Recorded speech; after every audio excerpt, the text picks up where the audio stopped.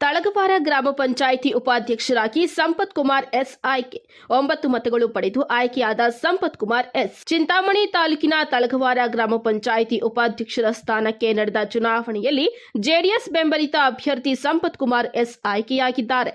ಹಿಂದೆ ಉಪಾಧ್ಯಕ್ಷರಾಗಿದ್ದ ರಮೇಶ್ ಸ್ವಾಮಿ ಅವರು ಕಾರಣಾಂತರಗಳಿಂದ ತಮ್ಮ ಸ್ಥಾನಕ್ಕೆ ರಾಜೀನಾಮೆ ನೀಡಿದ್ದು, ಚುನಾವಣಾಧಿಕಾರಿಯಾದ ಅಮರನಾರಾಯಣ ರೆಡ್ಡಿ ಅವರು ಜಿಲ್ಲಾಧಿಕಾರಿಗಳ ಆದೇಶದಂತೆ ಉಪಾಧ್ಯಕ್ಷರ ಸ್ಥಾನಕ್ಕೆ ಚುನಾವಣೆ ನಡೆಸಿಕೊಟ್ಟರು.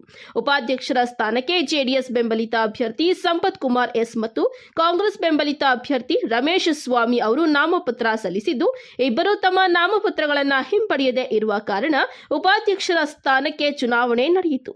ಸಂಪತ್ ಕುಮಾರ್ ಎಸ್ ಅವರು 9 ಮತಗಳು ಪಡೆದು ಪ್ರತಿಸ್ಪರ್ಧಿ ರಮೇಶ್ ಸ್ವಾಮಿ ಅವರು 8 ಮತಗಳ ಪಡೆದ ಕಾರಣ ಸಂಪತ್ ಕುಮಾರ್ ಎಸ್ ಅವರನ್ನ ಉಪಾಧ್ಯಕ್ಷರಾಗಿ ಆಯ್ಕೆ ಮಾಡಿದ್ದಾರೆ ಎಂದು ಚುನಾವಣಾಧಿಕಾರಿ ಘೋಷಿಸಿದ್ದಾರೆ. ಈ ಸಂದರ್ಭದಲ್ಲಿ ಗ್ರಾಮ ಪಂಚಾಯಿತಿ ಅಧ್ಯಕ್ಷೆ ಸಮೀನಾ ಸುಲ್ತಾನ, ಗ್ರಾಮ ಪಂಚಾಯಿತಿಯ ಸದಸ್ಯರಾದ ವೆಂಕಟೇಶ್, ಪಾರ್ವತಮ್ಮ, ನರಸಿಂಹಮೂರ್ತಿ, ಅನಿಲ್ ಕುಮಾರ್, ರವಿಕುಮಾರ್, ನಾರಾಯಣಸ್ವಾಮಿ, ಕೃಷ್ಣಪ್ಪ, ಮುಖಂಡರಾದ ಚಾಂದ್ ಪಾಷಾ ಸೇರಿದಂತೆ ಮತ್ತಿತರರು ಇದ್ದರು. ವರದಿ ಗಿರೀಶ್ ನಂದಿ, ಟಿವಿ, ಚಿಂತಾಮಣಿ. ಇಲ್ಲಿ 19 ಜನ ಸದಸ್ಯರಲ್ಲಿ 18 ಜನ ಚುನಾವಣೆಯಲ್ಲಿ ಭಾಗವಹಿಸಿದ್ರು, ಒಬ್ಬರು ಗೈರು ಹಾಜರಾಗಿದ್ರು.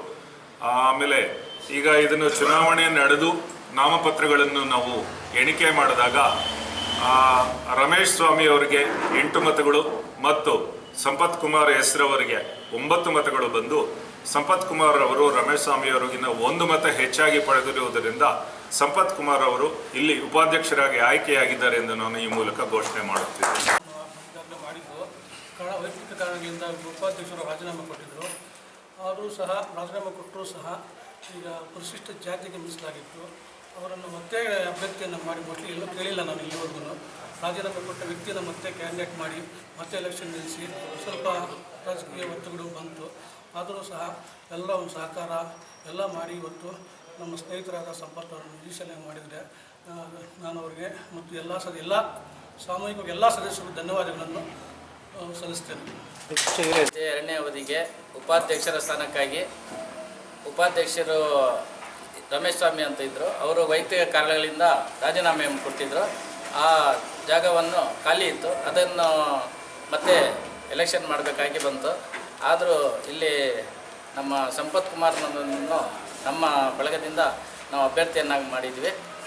ರಮೇಶ್ ಸ್ವಾಮಿ ಅವರು ರಾಜೀನಾಮೆ ಕೊಟ್ಟು ಸಹ ಮತ್ತೆ ಅಭ್ಯರ್ಥಿಯಾಗಿ ಎಲೆಕ್ಷನ್ಗೆ ಕಂಡಕ್ಟ್ ಮಾಡಿ ಮತ್ತೆ ಎಲೆಕ್ಷನ್ ಮಾಡೋ ಥರ ಮಾಡಿದ್ದಾರೆ.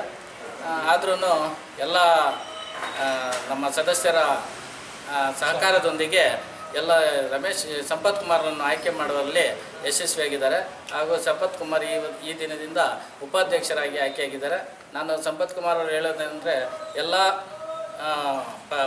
ಪಕ್ಷದವರ ಸದಸ್ಯರನ್ನು ಒಗ್ಗೂಡಿಸ್ಕೊಂಡು ಮುಂದಿನ ಆಗುವ ಸದಸ್ಯರನ್ನೆಲ್ಲ ಒಗ್ಗೂಡಿಸ್ಕೊಂಡು ಮುಂದೆ ಆಗುವ ಒಳ್ಳೆಯ ಕಾರ್ಯಗಳಿಗೆ ಮನ್ನಣೆ ನೀಡಬೇಕಾಗಿ ನಾನು ಅವರಲ್ಲಿ ಕೇಳ್ಕೊಳ್ತಾ ಇದ್ದೀನಿ.